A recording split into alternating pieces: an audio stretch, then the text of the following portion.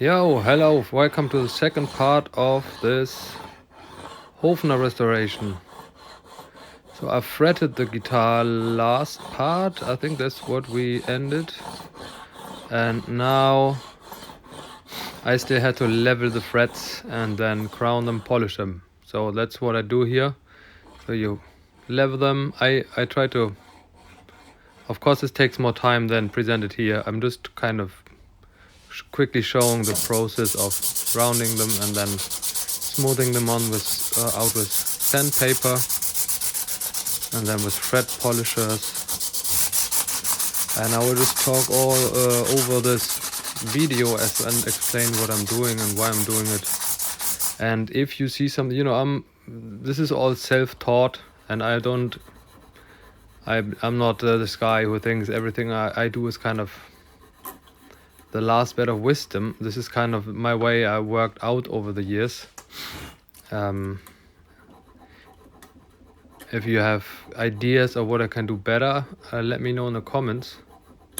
I think the results are, I played myself for over 30 years and I always try to work in a way that would satisfy myself. And I know there's people who have higher demands on everything, but you have to draw a line somewhere. And this is when I finish something, I would like to, enjoy the guitar as I would think it should be. So this is, for example, you can shine the frets even higher than this, but I figured if you sand them to 600 or 800 and then use fret polishers as rubbers, the results gets really good. And everything beyond that is mainly visual. So this really feels smooth when you bend the notes, and I think it's fine. So I showed the fretting process the last videos already, so I just kind of went through that. Here I will actually now clean the body, first with water and then with some varnish cleaner, and then I will polish it lightly with a small machine. I think this body looks pretty cool. I mean, there's some little pieces of varnish missing because this is a very, very delicate varnish. It's very thin and you have to be very careful with this finish. I know this guitar, it looks a bit shaky sometimes. I have it laying on this kind of blocks. Oh yeah, here's one more time. I think I forgot this last week, how the whole thing looks like. Like I fixed the crack and I put this tainted super glue in there. It doesn't look perfect, but it's stable and there's no open crack. I think open crack always screams help. So I just closed that kinda. It was stable before, and now you can sit the neck in the pocket and it stays where it is. I think at the end of this video there will be on the middle, there will be the neck reset process slightly. Anyway, the whole body gets cleaned here and you really see how beautiful it is. And this is on videos, of course. It's always nice when you see the difference. When you set up a guitar and make it play great, you kind of don't see the difference, and it's way more satisfying to shine something up for this kind of purpose. I'm trying to find a really old beaten guitar, so for the experience. I think YouTube folks always want to see something pulled out of the trash can, and then just by chance, you're walking by and you find a Gibson. What are the chances? I will see if that happened to me. Probably not. And this is just a polishing compound and a small polishing machine in Foxon. And you can get very good results very quickly if you clean it and then polish it. Like, it doesn't take too much time and the guitar really looks way better afterwards. This is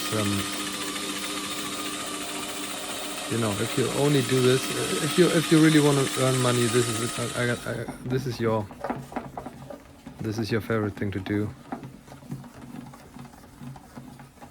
You always have to clean off this polishing compound afterwards. Leave some kind of, you know, debris, dirt.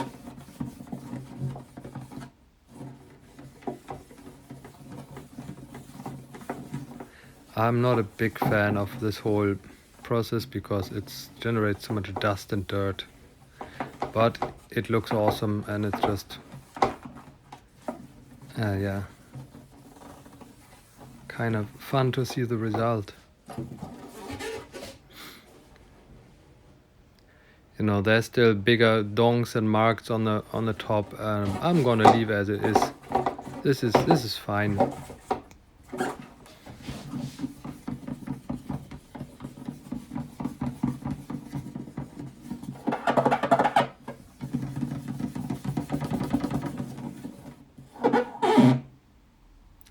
There.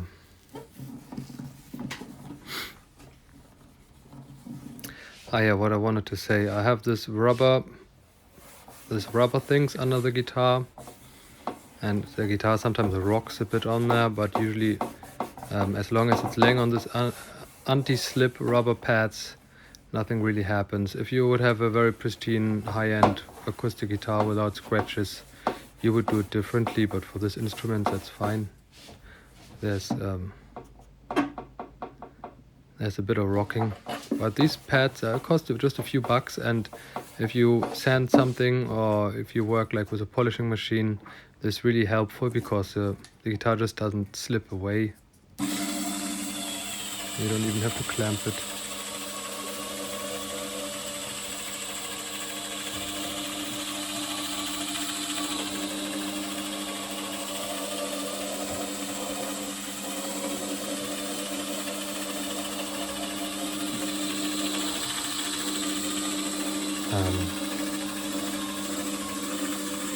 I'm working on a lot of Hofners, and many times the beautiful side is really on the back, unfortunately. And the top is often spruce, or if they use maple for the top, then it's not that kind of figured maple most of the time. Also polish the neck and everything, and the front of the headstock. It's this kind of easy task, really. You just go over there, and the whole process of restoring this guitar, it almost took me 2 weeks in total. That doesn't mean I work full time on it every day, but it always takes way more time than you anticipated in the start. And you know, this is not a super high-end guitar, so yeah, there's kind of this urge and drive to get it done, and then you kind of take a shortcut and you regret it later. You have to come back, redo it, and this is, I think, the hardest part when you repair guitars, that things never go as you imagine them, and then you have to adapt to the new problems that, you know, just turn up when you work on it. Like on this one, when I later installed the pickup and everything, you kind of have to adapt to the guitar, and that forces you to come up with solutions unique to this guitar. And this is where you have to be creative and you have to think. And this takes a lot of energy. If you just take this polishing machine and polish, you can kind of switch off your brain half. You know, it's not too much thinking involved in this process. But I ended up taking way more time with this guitar than I thought. Like on so many guitars, And I'm not sure, I use this mid-range guitars really to practice a lot of stuff the last years, and you could get, like, I think, some really good deals in my shop, because you can find this guitar here, it's probably for $500 in a bad condition, or I will sell it roughly for 900 to 1,000, But this received work probably in probably alone 8 or 900 euros that is in the guitar is just the value of the work. So I'm kind of not getting anything for the guitar. I'm just getting the money for the work. And yes, you can get it cheaper, find it cheaper, but bring it to luthier and see what he tells you, how much it will be to make it, you know, function properly. And yes, this kind of work doesn't really pay well on these guitars. This is good for practicing, and I will try to keep that down to, you know, I will reduce it in the future for sure, like this completely hopeless cases, because I just, you know, it doesn't pay the rent really. Okay, finally there's something to talk about. The tuners had missing buttons. And you see here, this is this kind of typical Hofner buttons on there. They have though different shapes and size, you know, they have different sizes especially, and I didn't have those. And I didn't have any buttons that really fit in there. So I put on new crown buttons I still had laying around, and they're kind of Hofnerish. You find those on electric guitars of Hofner, something similar. And I think the color looks nice and they just fit to the guitar well. You kind of heat the metal parts with your soldering iron, and then the plastic, you can push on the plastic and the plastic melts around the posts, and then it sticks when it cools. And it's actually not that hard to do. And I managed to salvage all the small buttons for the future projects where I need the small buttons. But I don't want to end up with different kind of buttons when I restore instrument. That, especially not when the two missing buttons or the two different buttons look like totally different and they are both on the same sides, not symmetrical.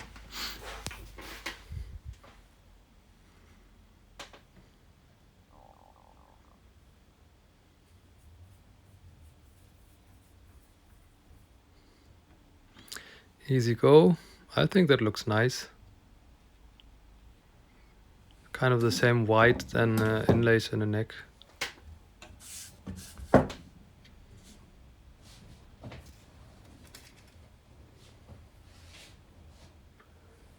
I think I will already put on the nut now with some few drops of super glue, so it's just on there. It doesn't go missing. This is not really a nut because this guitar has a 0 fret. The 0 fret kind of is a nut, and this thing behind it that looks like a nut usually does. It's just a spacer to keep the strings where they are, where they're supposed to be.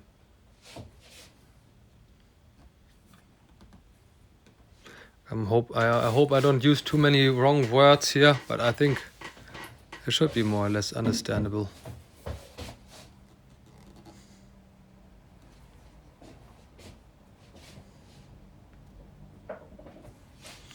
And when you glue on a nut, it just doesn't need much glue, and you kind of only try to you're only gluing it to the end grain of the fretboard, not to the bottom of the slot. So if you have to remove it in the future, it's not a huge pain in the ass. But I hope it's a huge vintage fret on this guitar. This will be in several decades. All right. So you can see the neck is back on and is not. And this will be actually the big thing in this video that I show. Actually, there's not much material of it, but I show what I do here and how I reset those. You know, this is a This is not a dovetail joint. This is we call it mortise and tenon in English, something like that. And these are really difficult to reliably reset. You know, this is very this is a problem on those mid-range or low-end archtops, because if you don't reset the neck, they become completely useless because the action is so high. But a proper neck reset just costs double of the value already, so no one does it. And these guitars are just good for the bin, basically. They're pretty, but that's it. So I just figured out a way to put on the neck with a bolt and glue, so it's a reliable neck reset. You know, when I'm a commercial dealer and I don't want to sell the guitar and the neck comes loose after a few months or changes the position. And with this bolt-on neck, like you for example have on Taylor guitars, on Forge guitars, on many modern builders use screws there. It's just not common with archtops because it's a bit more difficult to install, but you can also do it. And this is kind of what makes everything possible, because if I would have to add a whole few hours only to get the neck reset completely reliable, that kind of would make the whole operation impossible, I think. So here you will see what I mean. There's this threaded insert. Probably some of you have seen it in acoustic guitars, with the Western guitars with a hole, with a sound hole. But you can also do this with archtops. And there's a screw through there. And I have a very long screwdriver, like 60 centimeters long, and I can just, through the hole of the strap button and an end block. All German guitars, all German vintage guitars have a hole there anyway, from a strap button. And I will, put on the screw through the hole from the inside. That's a bit tricky, but I found a good way to do that. And then I can put on the neck with hide glue and screw it tight. And this screw will, you can control precisely what will happen when you reset the neck, because you put it on without glue, see if everything is aligned in a way that you want it to be aligned, and there's no room for surprises later, because often when you when you just put in a neck without a screw, or like this is very annoying to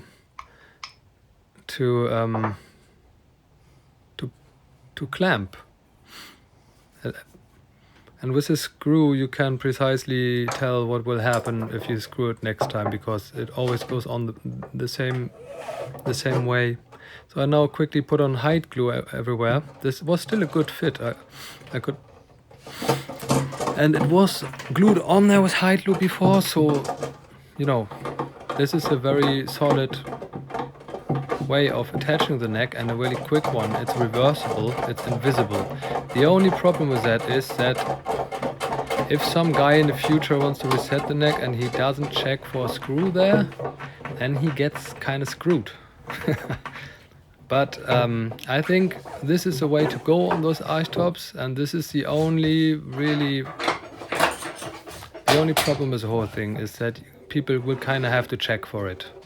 And you need this long screwdriver. It's just a normal screwdriver. It costs a few bucks.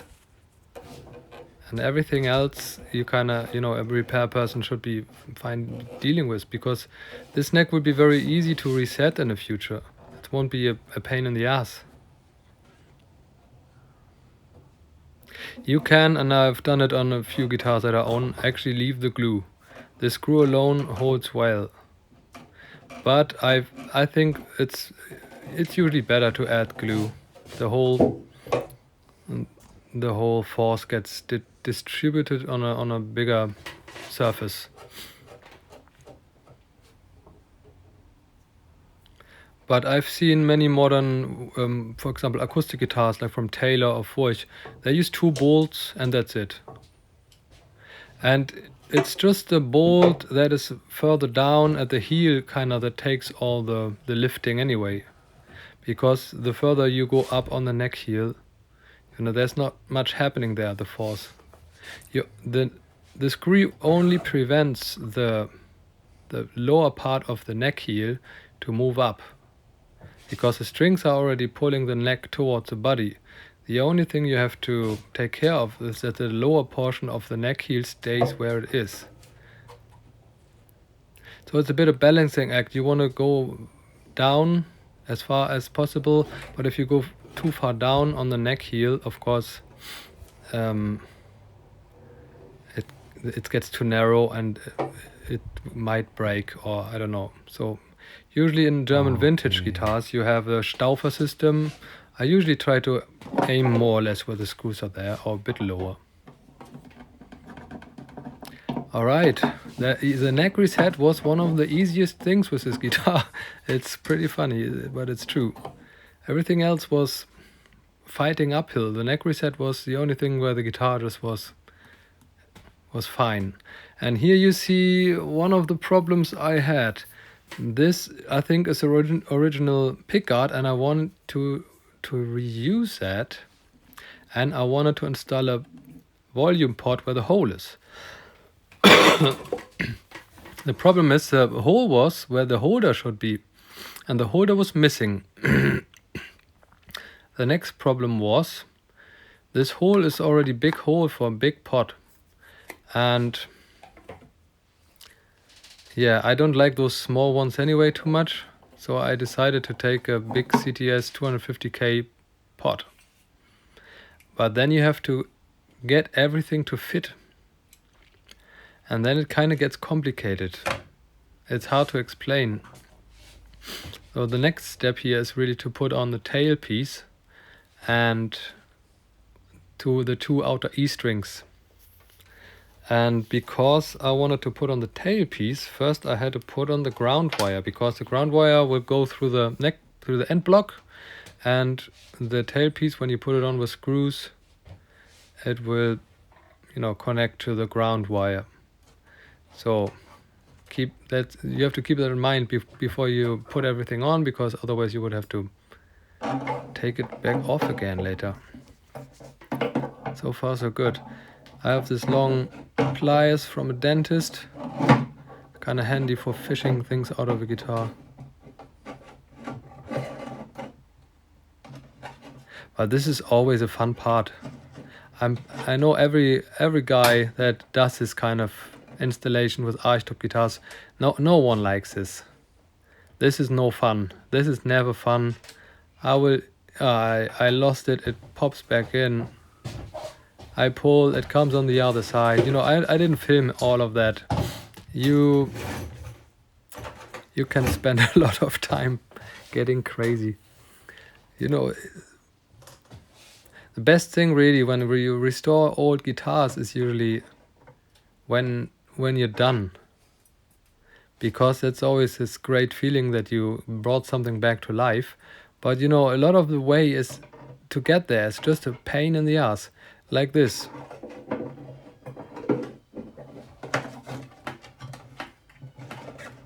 And you constantly have to be careful that you're not doing some stupid mistake, like dropping the pliers on the old finish or something like this. You know, shit happens. And this is not this kind of, you know, this is not this kind of stuff where every mistake I find I can charge for. This is just a guitar I bought and I restore. So everything I find that has to be repaired, it's like kind of my problem. That's why you don't want to find things. But of course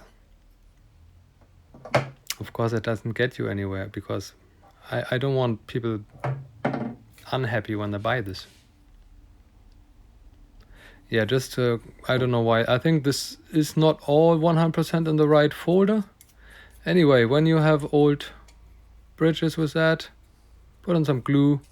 I later find out this bridge can't be saved really anyway, because someone really messed up the button into some kind of moon surface, and it already had been sanded narrow, I would have to take off even more of those wood down there, and then there wouldn't be enough room for the screws to sit on really.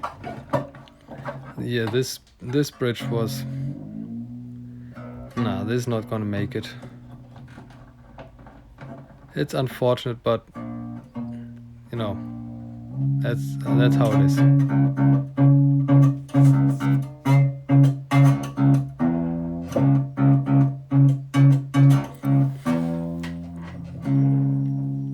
Now the pickguard is held by a nail in the fretboard or in the neck. There's one nail going into the bridge, and there's supposed to be a holder going to the body, but this holder is missing. And I will have to make a new holder for this one. I checked later and I didn't have any fitting one. So here I put on the 2 E strings because I want to actually figure out where the pickup would have to sit. And if you have the 2 E strings, you can mark the position of a pickup there.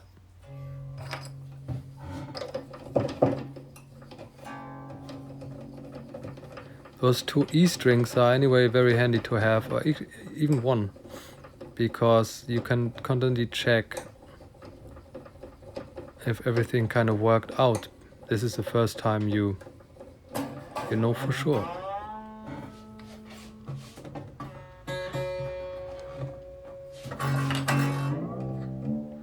This tuner still work fine. Oh, again, I oiled them and cleaned them a bit, but they're okay.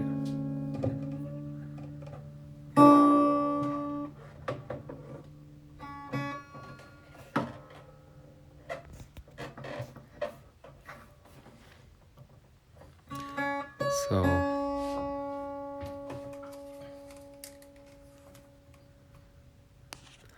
I now check if this bridge actually is in the right position, because I've had it before that the pickguard is, you know, held by the bridge, and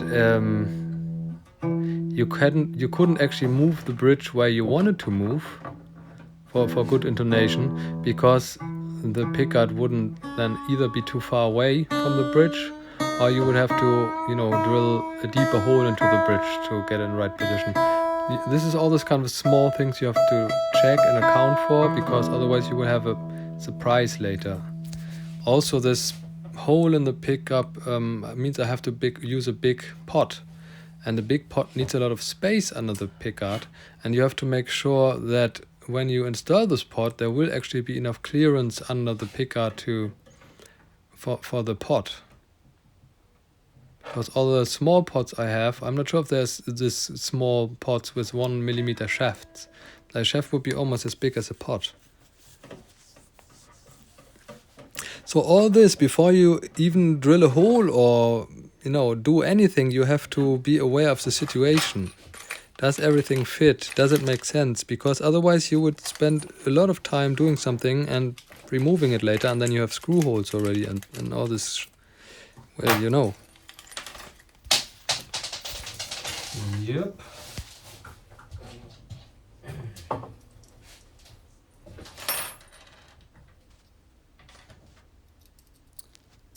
This is a 250K logarithmic pot, like CTS, with a short shaft. I would, for this purpose, like to have even shorter shaft, but this is fine. And now there's a lot of checking and controlling, and then you have to solder it, put the pickup in the right place, check if the pickup can be height adjusted to this, you know, realistic height, so people can still adjust the pickup height to their own liking, close up, far away. And this is a lot of different things you have to keep in mind at the same time. This is what makes this so time consuming and also so difficult, because I can reset a neck or refret a guitar. That kinda is always the same thing after a while, but this kind of installations are not. They are, there's a certain way, yeah, more difficult, I think. But this is one of the things why I like to do this work so much, because it really never gets the same. Every guitar has its own problems, its own solutions, its own ways, and it really stays interesting all the time. I mean, at least for me, I'm not that old yet. I guess if you do it for 30 years, it will become a job, but that's how it is. It's a nice job.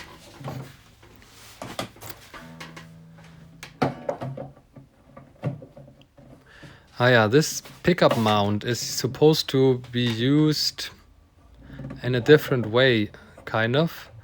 You know, the wire comes out on the bottom, and usually you would drill into a small hole into the body where the wire disappears and then comes up through the F-hole or directly to the pots somewhere.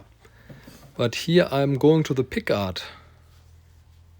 So you kind of have to make a groove for this cable. There's a million things that you have to keep in mind all the time. See, I didn't even start working anything, and this is really the short version of what I did. Very short. So I have this aluminium rod, like, I don't know, 1.5 or 2 millimeters. You can bend it with your hands. It's still quite sturdy. You can shape them quite nicely. And this is what I use then as a holder on the outside, because you really need a holder there. And I want to use the same holes that there already were in the body. So I kind of have to bend this thing into a weird shape. But it worked well.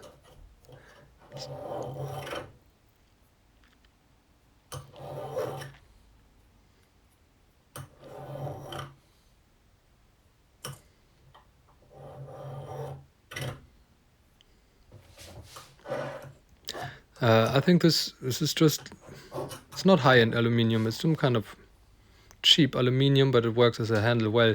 And this kind of looks alright on an old guitar. That doesn't pop out. If you would like use a chrome holder on this guitar, I think that would look awful. You kind of have to use nickel or maybe even steel, or this aluminium. This can't be too shiny. And the nice thing with aluminium is you can really shape it well. You can drill it.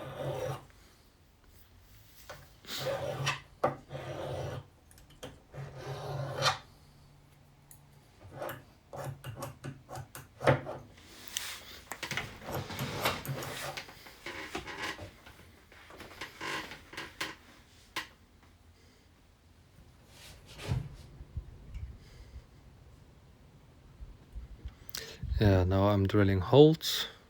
Oh, actually there's just one screw hole on the side on the body, so I will also only use one here. And then I will add a screw through the pickguard, because everything else would be just a huge pain in the ass, really.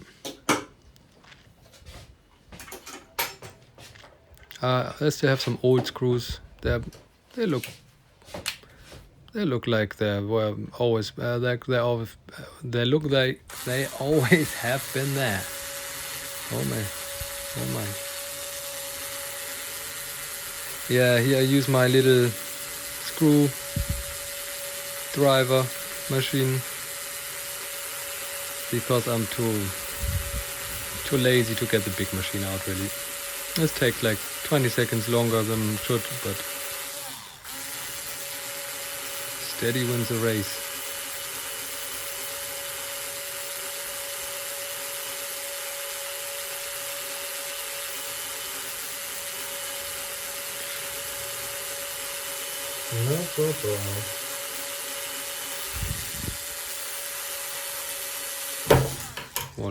Voila.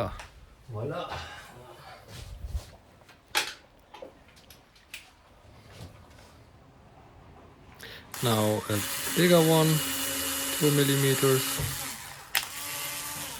And then you have to, I don't know what's that called in English? Ream still that hole?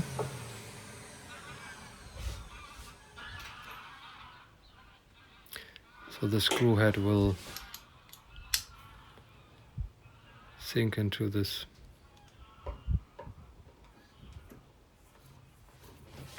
Oh, I'm on my limit here. It's Friday afternoon and I need a weekend.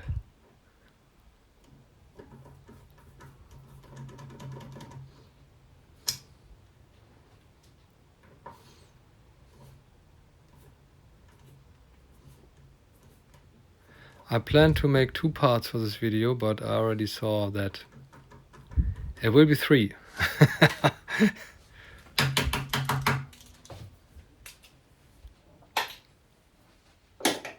Look, this is just the process. You probably don't see too often. That's why I show it. I showed some fretting and this kind of stuff the last videos. You kind of have to work sometimes with some metal. Get rid of the sharp edges and all this burrs. Now, this is not a high craftsmanship, but it works well, and there's, you won't cut yourself.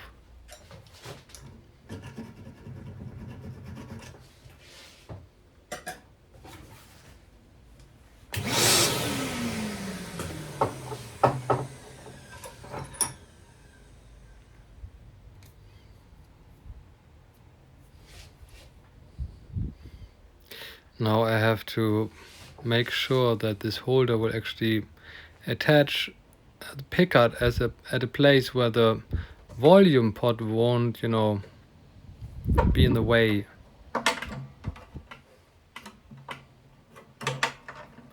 And I have to make sure that there's enough clearance for the volume pot to sit without touching the top.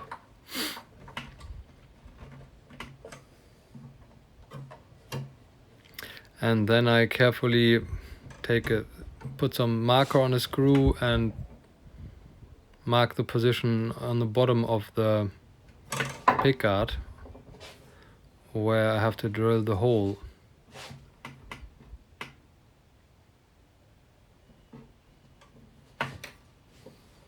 Oh no, first I have to drill the second hole. My plan was first to use a metric screw and just screw into the aluminium, but the aluminium was kind of too soft, and I decided to use a screw with a nut and a little washer.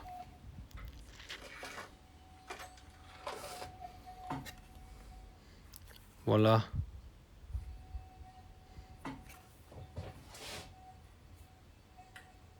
Now you can also see the pickup already laying on the table. I still have some Hofner pickups. They usually have to be rewound. No one likes to talk about it.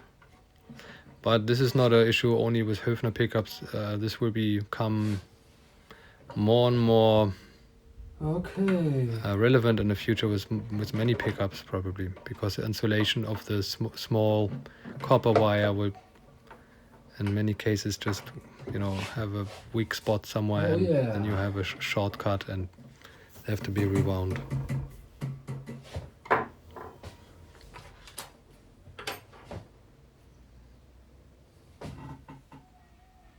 Here you can see it from the side.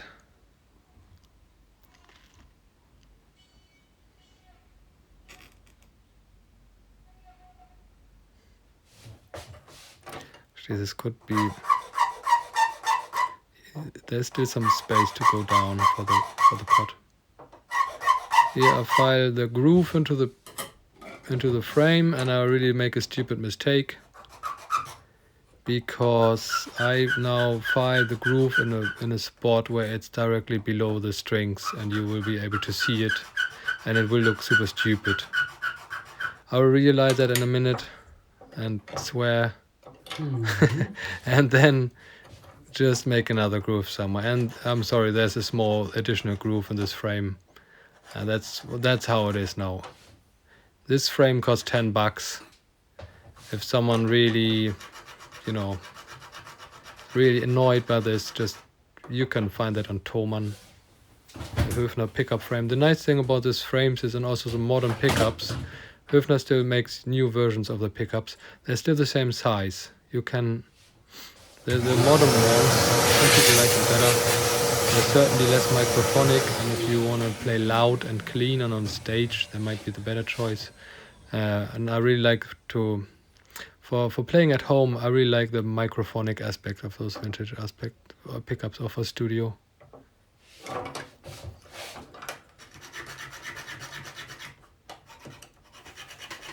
I think most guitars get played at home 99% of the time, something like that. And if you enjoy playing them there, that's what gonna keep you, you know, practicing and playing. So I think this is really the situation where they have to work the best. The problem is that many guitars that really sound good on low volume, or they're kind of bad at high volume, and vice versa. Like stage guitars are sometimes a bit boring at home in your bedroom, and the nice little vintage guitar with a microphonic pickup that's awesome at home in your living room will be a mess on stage sometimes. There's a lot of things you gotta know when you play. You have to know the gear, otherwise you sound crap on the stage. So here I just mark the position of the frame, because you have to drill holes, and to drill holes you kind of have to remove the pickup. And then here turns out this, I used low-tack tape, and I put it on my pullover first because, you know, I knew this finish was delicate, but I didn't know how delicate it was, and I managed to, even then, and this tape was on there for, I don't know, a minute or so. There's 2 tiny bits came off. Not the end of the world once again, but it shows how unpredictable this guitars and finish can be. Because in 99 of 100 cases this wouldn't be a problem. You do it many times and nothing happens. And now I'll mark the screw hole positions.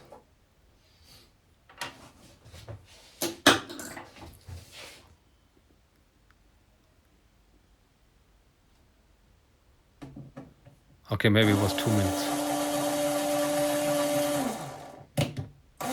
Anyway, it wasn't long, and this wasn't sticking very much. There's just 2 very small holes, like 1.5 millimeters in the top. So if you remove this pickup, there will and you close those holes, this will be more or less invisible to the naked eye. This is really a reversible installation, I would say. There's 2 tiny screw holes, and this is a laminated guitar, and I think if laminated guitars they kind of need a pickup. Not necessarily what you like is good, but I think this needs a pickup. There's already a hole, there's a cut in the pickguard, there's a hole. I will have to drill a hole into the side for the output jack, and yeah, this everything else will be just like it was before. Now we come to the soldering process. I made some mistakes there too. I bored the length of the wires, and one from the pickup to the volume pot, and one time from a volume pot to the output jack. And well, that was a little bit short, both, so I had to make them longer later. Not a big deal. I know how to solder. It's done well. It's just when you're working on this guitar and everything gets so complicated all the time, you kind of your brain is like you make some stupid mistakes sometimes. I checked here.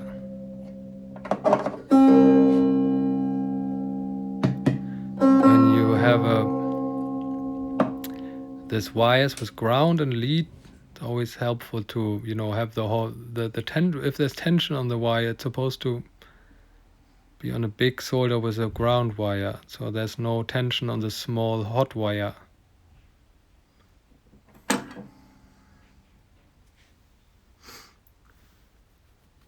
And here we go with a extension to the volume pot, and later small extension to the jack. It's fine, you won't see it.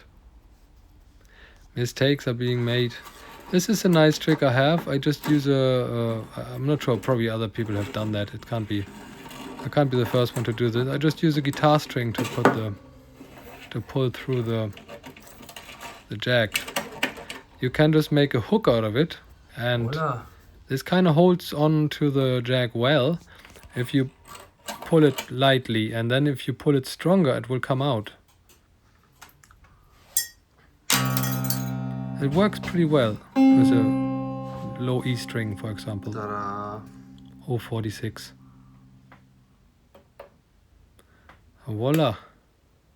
Pickup works, there's no humming. Grounding works.